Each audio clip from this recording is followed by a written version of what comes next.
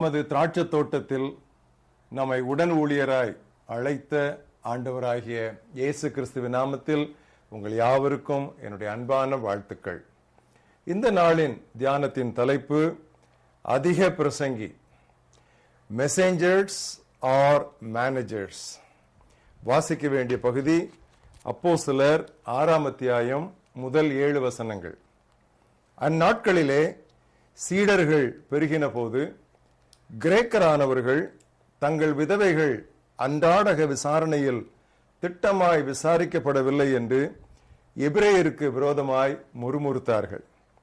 அப்பொழுது 12 சீடர் கூட்டத்தை வரவழைத்து, நாங்கள் தேவ வசனத்தை போதியாமல் பந்தி விசாரணை செய்வது தகுதியல்ல. ஆதலால் சகோதரரே, பரிசுத்த ஆவியும் ஞானமும் நிறைந்து நற்சாட்சி பெற்றிருக்கிற 7 பேரை உங்களில் தெரிந்து கொள்ளுங்கள். அவர்களை இந்த வேலைக்காக ஏற்படுத்துவோம். நாங்களோ ஜெபம் பண்ணுவதிலும் தேவ வசனத்தை போதிக்கிற ஊழியத்திலும் இடைவிடாமல் தரித்திருப்போம் என்றார்கள்.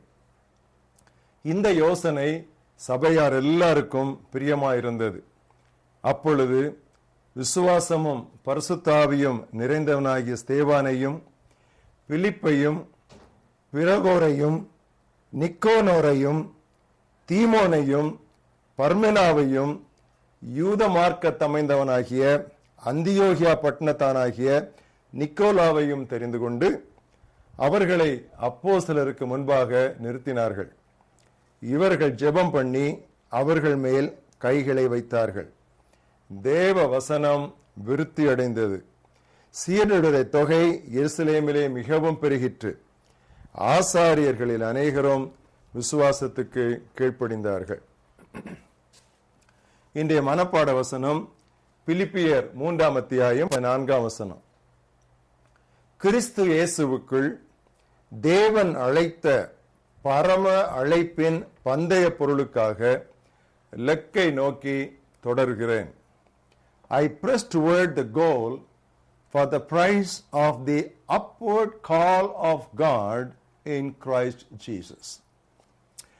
பிரசங்கிகளை விட இன்று அதிக பிரசங்கிகளே அதிகம். அதாவது இறை செய்தியாளர்கள் பலர் சபைகளிலும் நிறுவனங்களிலும் வெறும் மேலாளர்களாக, அட்மினிஸ்ட்ரேட்டர்ஸ், மேனேஜர்ஸாக மாறிவிட்டபடியினால் அவர்களது செய்திகளும் மந்தமாகிவிட்டன. ஆனால் இவர்கள் நிர்வாக பொறுப்பில் அதற்கென்று ஆண்டவரிடத்திலிருந்து வரம் பெறாமல் ஈடுபடுவதால் அவர்கள் செய்வதெல்லாம் வேடிக்கைதான். இதுதான் சோகம். 1 கொரிந்தியர் 12ஆம் அதிகாரம் 28ஆம் வசனத்திலே உதவிகள், ஆளுகைகள் போன்ற நிர்வாக வரங்களுக்கும் அப்போஸ்தலர், தீர்க்கதரிசிகள், போதகர்கள் ஆகிய ஊழிய வரங்களுக்கும் வேறுபாடு உண்டு. 12:28 1 கொரிந்தியர், தேவனானவர் சபையிலே முதலாவது அப்போஸ்தலரையும், 2வது தீர்க்கதரிசிகளையும், 3வது போதகர்களையும், பின்பு அற்புதங்களையும் குணமாக்கும் வரங்களையும், இவையெல்லாம் ஊழிய வரங்கள். அடுத்து ஆளுகைகளையும் பலவித பாஷைகளையும் ஏற்படுத்தினார் என்று வருகிறது. ஆளுகைகள் என்று, உதவிகள் என்று அடுத்து வருகின்றன. ஒரு சிலருக்கே அத்தனை வரங்களும் எல்லா துறையிலும் செயல்படும். அப்படியே இருந்தாலும் முக்கியத்துவ வரிசை, that is the order of priority, நிர்ணயிக்கப்படாவிட்டால் 2 துறைகளுமே பாதிக்கப்படும். சரித்திரத்தில் நாம் பெரும்பாலும் கவனிப்பது என்னவென்றால், திருவசன ஊழியத்தில் இருக்க வேண்டிய நபர்கள் பலர் நிர்வாக பொறுப்புகளுக்கு சென்று விட்டனர். 2ம் குறைவுபட்டு விட்டது. பொறுப்புகளை பிறருக்கு பகிர்ந்து கொடுக்கும் கலையை பிரசங்கிமார் பலர் கற்றுக்கொள்ளாமலும் அதன் தேவையை உணராதிருப்பதும் துர்ப்பாக்கியம். தங்களது பதவிக்கும் நிலைக்கும் ஆபத்து வந்துவிடுமோ என்று அஞ்சி நடுங்கியே இன்னும் சரியான நபர் கிடைக்கவில்லை என்று நொண்டிச்சாக்கு சொல்லிவிடுவார்கள். Fear of insecurity. யூதாஸ் காரியோத் ஆரம்பம் முதலே திருடன் என்று இயேசுவுக்கு தெரிந்திருந்தும் ஏன் அவரிடம் பணப்பையை அவர் ஒப்புக் கொடுத்தார் என்றால், ஒருவேளை வேண்டுமானால் அவன் பணத்தை திருடிக்கொண்டு ஓடிவிடலாம், ஆனால் ஊழியத்தை அவன் திருட முடியாது என்று அவர் அறிந்திருந்தார். 1984 ஆண்டு என் மனைவியும் நானும் ஆசீர்வாத இளைஞர் இயக்கத்தின் மத்திய நிர்வாக பொறுப்புகளை அடுத்த வரிசையினரிடம் ஒப்படைத்துவிட்டு மிஷனரிகள் தங்கி பணிபுரியும் ஒவ்வொரு மாநிலத்திலும் 2 ஆண்டுகள் தங்கி ஊழியம் செய்யும்படியாக புறப்பட்டோம். அப்பொழுது இந்த தீர்மானத்தை மறுபரிசீலனை செய்யும்படி எங்களை உண்மையாய் நேசிக்கும் கிறிஸ்தவ தலைவர்கள் பலர் கேட்டுக்கொண்டனர். நாங்களோ அவர்களுக்கு கூறின பதில், மக்களை நம்பும் போதுதான் அவர்கள் வளருவார்கள்.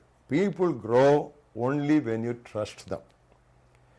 தடுமாறும் அப்போஸ்தலர் பேதுருவிடம் இயேசு இறையரசின் சாவிகளையே ஒப்படைத்தாரே, அந்த பேதுரு பின்னாட்களில் பாறை போல் திடமாய் திகழ்ந்தார்.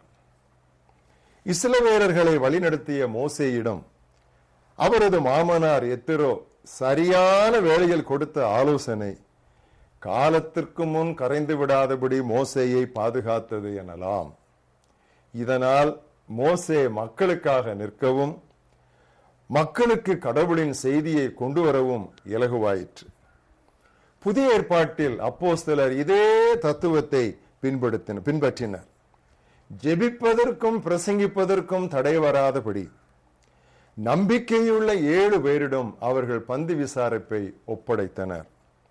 ஆனால் நாமோ நிர்வாக பொறுப்புகளுக்காக வசன ஊழியத்தை வேண்டுமானாலும் விட்டுவிட நாம் தயங்க மாட்டோம். பதவியும் புகழும் நம்மை அவ்வளவாய் ஆட்டி படைக்கின்றன. இதிலிருந்து மனம் திரும்புவோம். 33 ஆண்டுகளுக்கு மேல் ஊழியத்தில் இருக்கிற நான் திட்டமாக சொல்லக்கூடிய ஒரு காரியம் என்னவென்றால், 1 மணி நேரம் பிரசங்கிக்க குறைந்தது 1 வார ஆயத்தம் வேண்டும். அது இன்றியமையாதது. அட்மினிஸ்ட்ரேட்டிவ் ப்ராப்ளம்ஸ், எப்பொழுது பார்த்தாலும் நிர்வாக பிரச்சனைகளிலே நாம் ஈடுபட்டு கொண்டிருந்தால், that will kill our freshness and creativity in sermon preparation.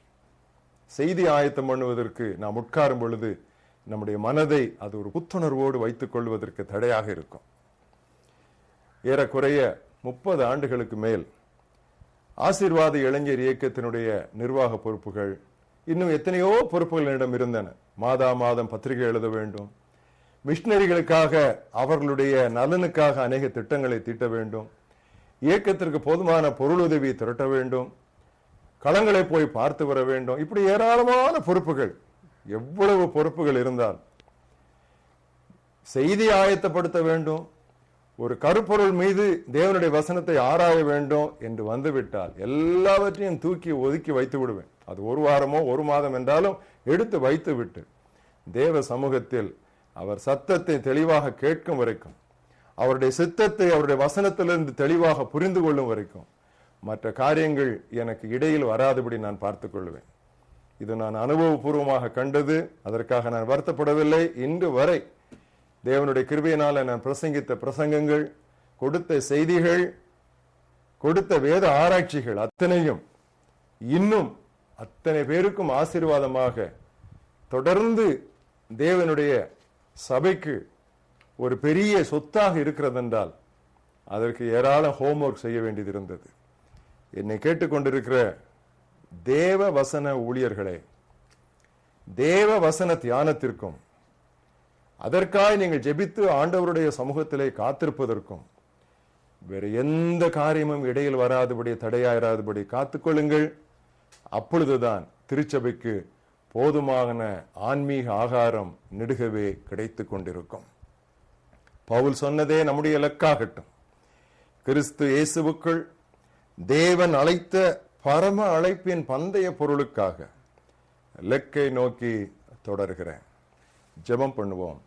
எங்க நல்ல ஆண்டவரே, இந்த நாளிலே நீர் எங்களுக்கு கொடுத்த எச்சரிப்பின் சத்தத்திற்காக நாங்கள் நன்றி சொல்லுகிறோம்.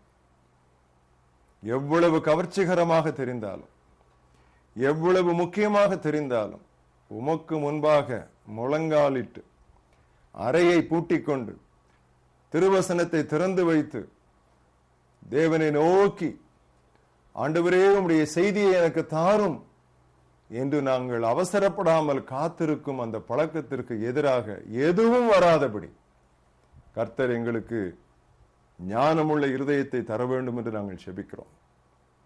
இரண்டையும் சரியாய் செய்ய முடியாமல் எத்தனையோ ஊழியர்கள் தடுமாறுகிற இந்த காலத்தில் சீக்கிரத்திலே முக்கியத்துவத்தை வரிசையை அவர்கள் சரியானபடி புரிந்து கொண்டு அழைக்கப்பட்ட அழைப்பிலே நிலைத்திருக்க நீர் உதவிதாரும்.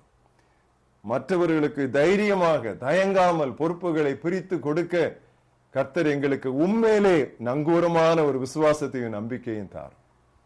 இந்த செய்தியை கேட்டுக்கொண்டிருக்கிற ஒவ்வொரு ஊழியனோடும் கர்த்தர் இந்த நாளிலே பேச வேண்டும் என்று ஜெபிக்கிறேன். இயேசு கிறிஸ்துவின் நாமத்தில் பிதாவே, ஆமென்.